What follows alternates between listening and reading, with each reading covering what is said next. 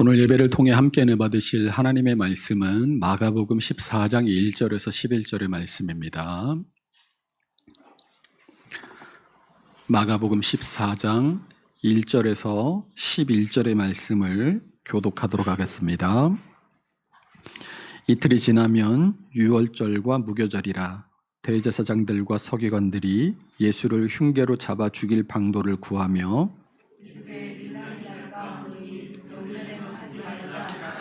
예수께서 베다니 나병 환자 시몬의 집에서 식사하실 때에 한 여자가 매우 값진 향유 곧 순전한 나드 한 옥합을 가지고 와서 그 옥합을 깨뜨려 예수의 머리에 부으니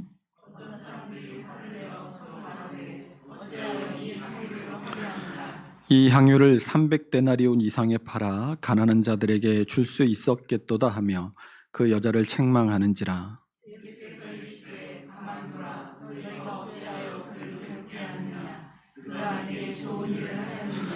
가난한 자들은 항상 너희와 함께 있으니 아무 때라도 원하는 대로 도울 수 있거니와 나는 너희와 항상 함께 있지 아니하리라.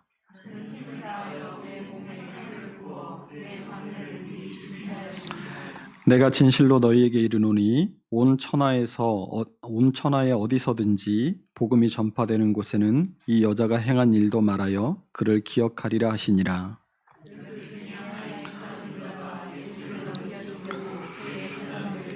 함께 있습니다. 그들이 듣고 기뻐하여 돈을 주기로 약속하니 유다가 예수를 어떻게 넘겨줄까 하고 기회를 찾더라.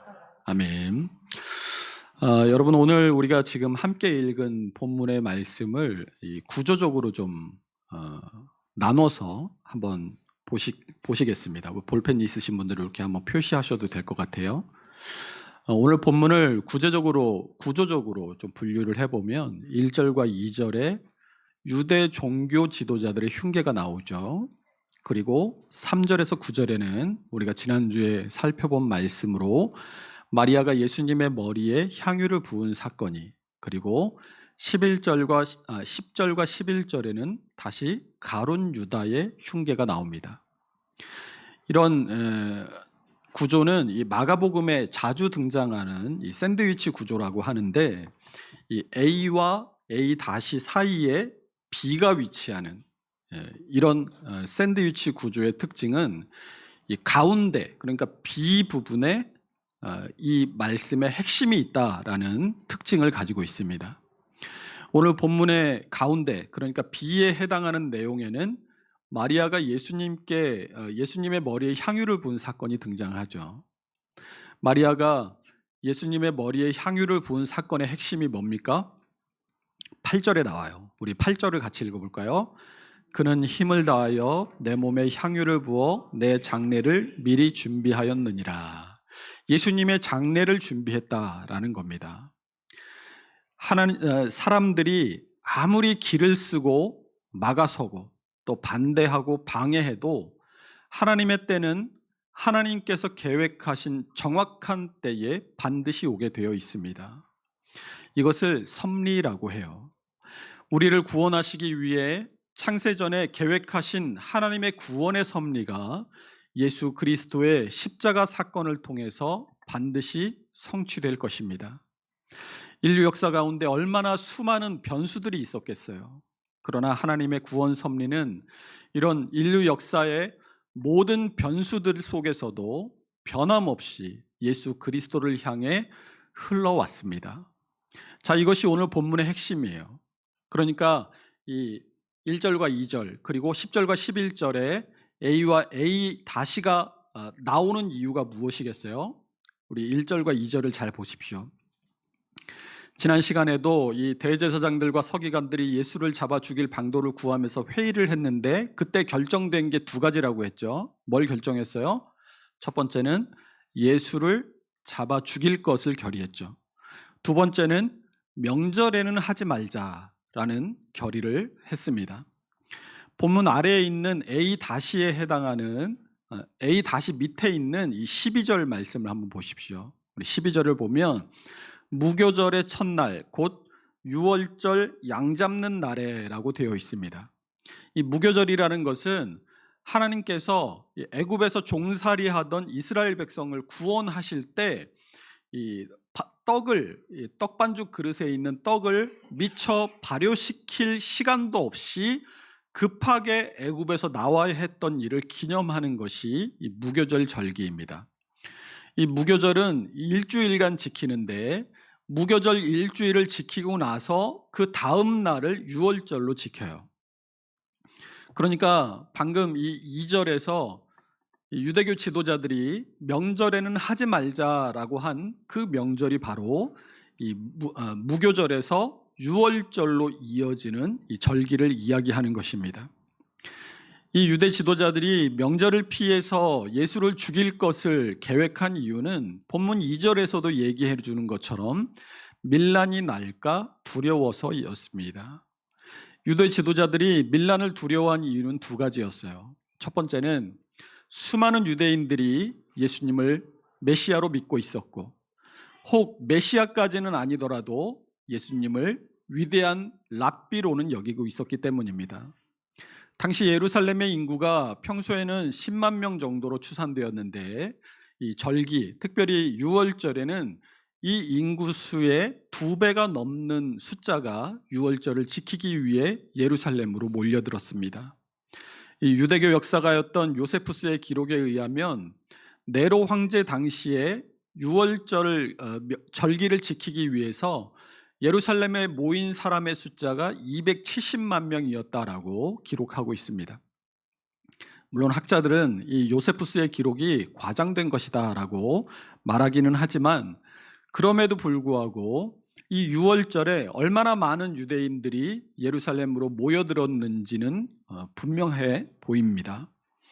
이 두 번째는 이 밀란이 나면 밀란을 핑계로 로마가 군사들을 동원해서 무자비한 탄압을 할 가능성이 있었기 때문입니다. 사진을 보여주세요. 실제로 이 로마는 유대를 정복한 후에 이 예루살렘 성과 이 성전 안이 훤히 들여다 보이는 언덕 위에 안토니아 요새를 세웠습니다. 우리 사진에 빨간색 네모로 보이는 저 성체가 안토니아 요새이고, 그 옆에 넓게 사각형으로 된 게 예루살렘 성전, 그리고 그 언덕에서 내려다 보이는 것이 예루살렘 성의 모습입니다. 그러니까 혹시나 이 예루살렘 성 안에서나 혹은 성전 안에서 소요가 발생할 경우에 이 안토니아 요새에서 보고 있다가 빠르게 군사를 투입해서 진압할 수 있었습니다. 당시 유대인들에게 퍼져 있는 이 반로마 정서를 생각하면 이 피지배국의 백성들이 수십만 명이 함께 한꺼번에 모인 자리에서 작은 문제 하나라도 촉발이 된다면 언제든 그 문제가 반로마 시위나 폭동으로 이어질 위험이 있었기 때문에 로마의 입장에서는 유대교의 명절마다 신경이 곤두설 수밖에 없었을 겁니다. 수십만 명이 들고 일어서면 저 요새 안에 있는 수천 명의 주둔 군사만으로는 폭동을 진압할 수가 없습니다. 그래서 대규모의 폭동으로 확산되기 전에 초기에 확실하게 진압하기 위해 잔인하고 무자비한 탄압을 가할 수밖에 없었던 것이죠. 그런데 이런 이유들로 명절에는 하지 말자던 유대교 지도자들의 결의가 깨어집니다. 왜 깨집니까? 우리 10절, 11절 다시 한번 읽어볼까요? 12 중에 하나인 가룟 유다가 예수를 넘겨주려고 대제사장들에게 가매 그들이 듣고 기뻐하여 돈을 주기로 약속하니 유다가 예수를 어떻게 넘겨줄까 하고 그 기회를 찾더라. 가룟 유다 때문에 이 유대교 지도자들의 결의가 깨어집니다. 예수님의 제자였던 가룟 유다가 대제사장들에게 가서 내가 스승인 예수를 당신들에게 넘겨주겠소. 대신 나에게 돈을 주시오라고 합니다. 예수를 죽이기로 작정하고 또 명절을 넘겨서 죽이기로 결정을 했지만 사실 그들에게는 뾰족한 방도가 없었어요. 죽일 명분과 기회가 있었다면 당장이라도 그들은 예수를 잡아다 죽이고 싶었을 겁니다. 이렇게 뾰족한 수가 없었기 때문에 명절 이후에 예수를 죽이자라고 이 큰 틀만 결정해 놨는데 예수의 제자가 자기들에게 찾아온 거예요. 이들의 입장에서는 어떻겠어요? 그 일이 하나님이 우리에게 선한 길로 이 예수를 잡아 죽일 길을 인도하셨구나, 아마 이렇게 생각했을 겁니다. 그런데 그 길이 하나님이 인도하신 길은 맞아요.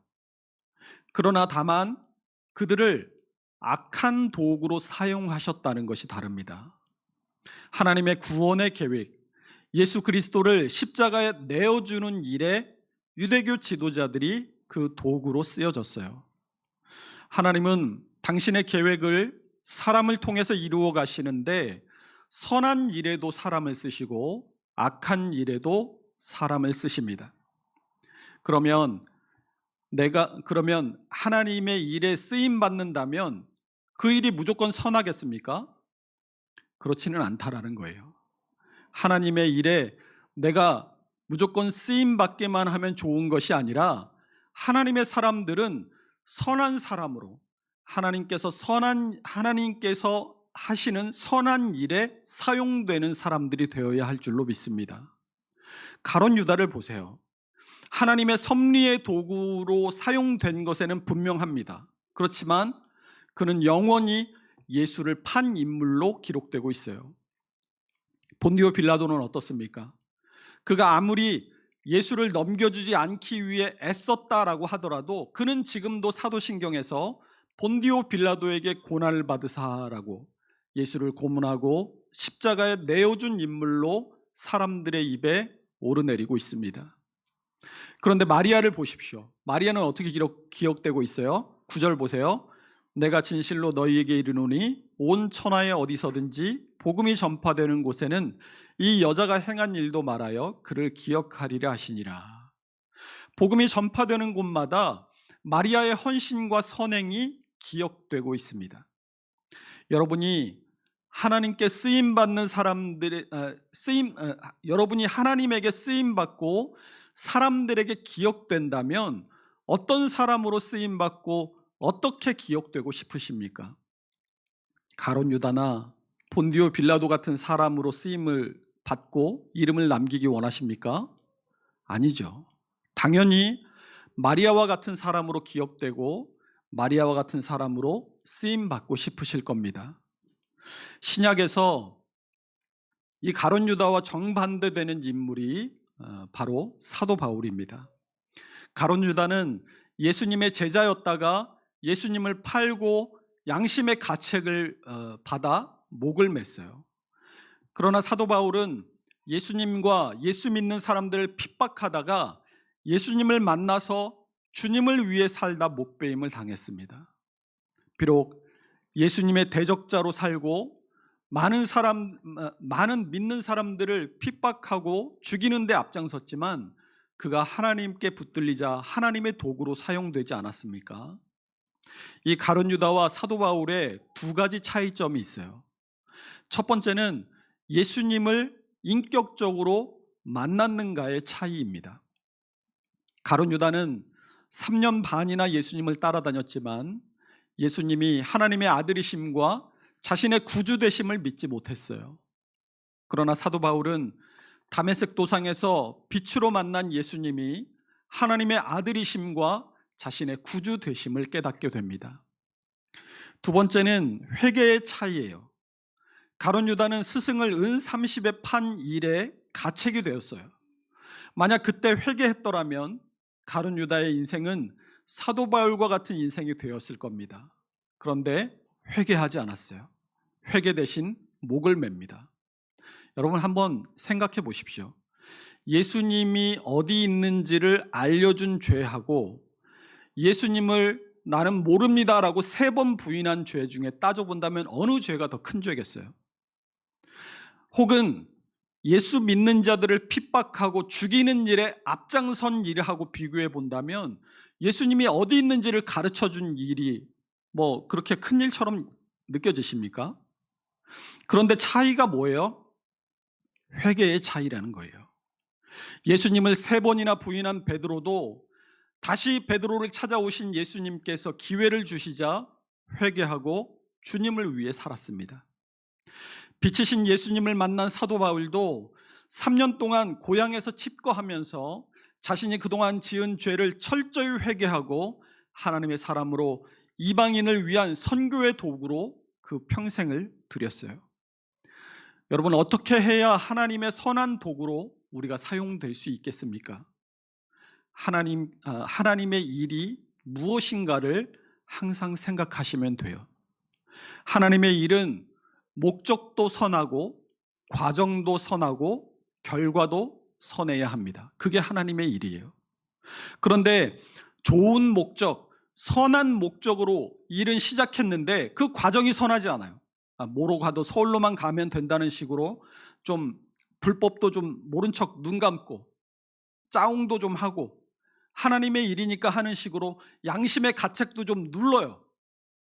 그러면 그 일이 여러분 교회에서 설사 하는 일이라고 하더라도 이거 하나님의 선한 일이 아니구나 하고 그 자리에서 손을 터셔야 돼요.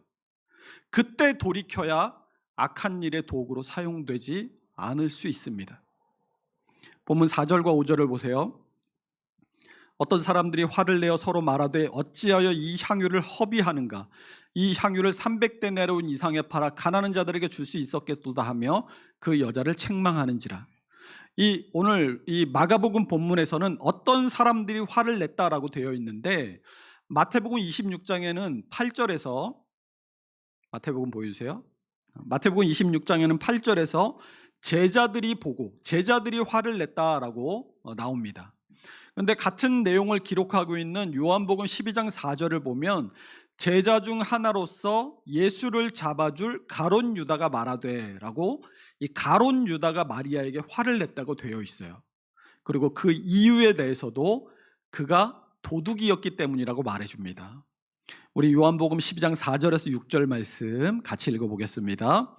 제자 중 하나로서 예수를 잡아줄 가룟 유다가 말하되 이 향유를 어찌하여 300데나리온에 팔아 가난한 자들에게 주지 아니하였느냐 하니 이렇게 말함은 가난한 자들을 생각함이 아니요 그는 도둑이라 돈꾀를 맞고 거기 넣는 것을 훔쳐감이로라.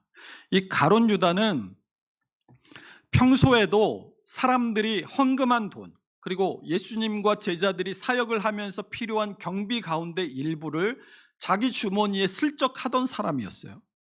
그런 가룟 유다가 마리아가 예수님에게 향유를 부어드리는 사건을 보면서 예수님을 쳐다본 게 아니라 마리아의 손에 들려진 그 향유병만 바라봤어요.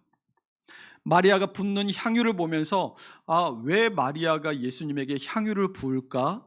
이런 고민은 눈꼽만큼도 하지 않고 저 값비싸고 아까운 향유 저거 그대로 현금화하면 내가 슬쩍 팔아서 내가 못 먹어도 300데나리온은 내가 먹을 수 있는 건데 그 생각 때문에 마리아에게 화를 냈던 겁니다. 가난한 사람들을 위해서가 아니었어요.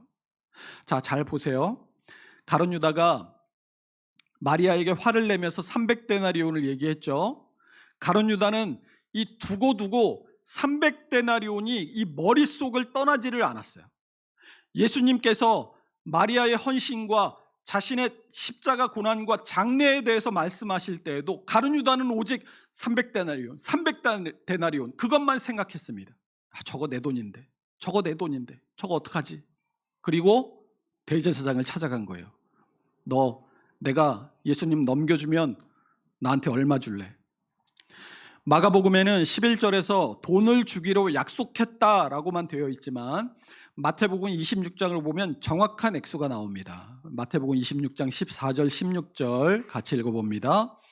그때에 12 중 하나인 가룟 유다라 하는 자가 대제사장에게 가서 말하되 내가 예수를 너희에게 넘겨주리니 얼마나 주려느냐 하니 그들이 은 30을 달아주거늘 그가 그때부터 예수를 넘겨줄 기회를 찾더라. 얼마 줬다고요? 은 30이에요. 이 은 30은 환산해 보면 210데나리온입니다. 자기의 것이 아님에도 자기의 것이라고 생각한 그 돈을 어떻게든 조금이라도 벌충해 보려고 300데나리온의 10분의 1도 안 되는 돈에 자기 스승을 팔아버린 거예요. 가룟 유다가 마리아에게 어찌하여 이 향유를 허비하는가라고 화를 내죠. 여기서 이 허비라는 단어가 헬라어로는 아폴레이아라고 하는데, 이 단어의 원래 뜻은 방탕, 어디로부터 떨어져 나가는 것, 이런 원뜻을 가지고 있습니다. 그래서 이 아폴레이아는 오늘 이 가룟 유다가 어찌하여 허비하였는가, 이 부분 외에는 다른 곳에서는 다 멸망이라는 뜻으로 쓰였어요. 예수님께서 요한복음 17장 12절에서 내가 그들과 함께 있을 때에 내게 주신 아버지의 이름으로 그들을 보전하고 지키었나이다. 그 중에 하나도 멸망하지 않고 다만 멸망의 자식뿐이오니 이는 성경을 응하게 함이니이다 라고 기도하시는데, 여기서 말하는 이 멸망의 자식은 가룟 유다를 말하는 거예요. 그런데 이 멸망의 자식이라는 표현에 똑같이 아폴레이아라는 단어가 쓰였습니다. 그러니까 허비는 곧 멸망이라는 거예요. 여러분, 우리도 지나치게 자기에게 분수에 맞지 않는 삶을 살거나 돈을 막 흥청망청할 때 뭐라고 표현해요? 허비한다라거나 방탕하다라는 표현을 쓰지 않습니까? 이렇게 허비하고 방탕하고 낭비하는 생활을 하면 어떻게 되겠어요? 거짓골을 못 면하겠죠. 당연히 멸망으로 이어지는 겁니다. 그래서 아폴레이아, 허비는 곧 멸망이 되는 거예요. 그런데 생각해 보십시오. 이 마리아의 향유 사건을 가룟 유다는 본문 4절에서 허비라고 했어요. 그런데 주님께서는 6절에서 뭐라고 얘기하세요? 내게 좋은 일이라고 하십니다. 가룟 유다는 자신이 허비라고 생각한 일을 어떻게든 조금이라도 벌충해 보려고 자기의 스승을 팔고 그 일에 양심의 가책을 받아 스스로 목매고 회개할 기회도 없이 인생이 끝나버리고 말았어요. 진정한 멸망 아닙니까? 우리의 이성과 판단으로 아무리 허비라고 생각되는 일이라도 그 일이 주님께 좋은 일이라면 그 일은 허비가 아닌 줄로 믿으시기 바랍니다. 주님께 좋은 일은 우리에게도 좋은 일이에요. 주님께 좋은 일은 우리에게 있어 구원과 영생을 낳는 일이고 하나님의 선한 일을 이루는 일인 줄로 믿으시기 바랍니다. 그래서 고린도전서 1장 18절이 십자가의 도가 멸망하는 자들에게는 미련한 것이요 구원을 받는 우리에게는 하나님의 능력이라고 말씀하잖아요. 세상 사람들은 가룟 유다가 마리아를 쳐다보듯이 우리를 봐요. 야, 교회 가면 밥이 나오냐 떡이 나오냐. 야, 교회 가봤자 뭐하냐. 교회 가면 내 시간 들이고 내 돈도 내고 나한테 좋은 게 뭐야. 그렇게 실용적이고 또 계산적으로 판단해요. 여러분, 교회 밖에만 그런 생각들이 있습니까? 선교 생각해 보세요. 그거 하면 우리한테 무슨 유익이 있어요? 구제 마찬가지 아닙니까? 봉사도 마찬가지예요. 인간적으로 그걸 실용적인 관점에서 계산해 보면 선교도 구제도 봉사도 다 허비입니다. 그러나 그 일은 주님께 좋은 일이에요. 이것을 거룩한 허비라고 합니다. 마리아가 주님께 좋은 일이, 내가 주님께 지금 해드릴 수 있는 일이 무엇일까를 생각하고 자신의 것을 들여서 거룩하게 아폴레이아, 허비했을 때 부어드린 향유보다 더 좋은 것으로 그의 인생을 채워주셨음을 잊지 마시기 바랍니다. 그의 인생은 하나님에게 붙들려서 목적도 선하고 과정도 선하며 결과도 선한, 합력하여 선을 이룬 인생이 된 겁니다.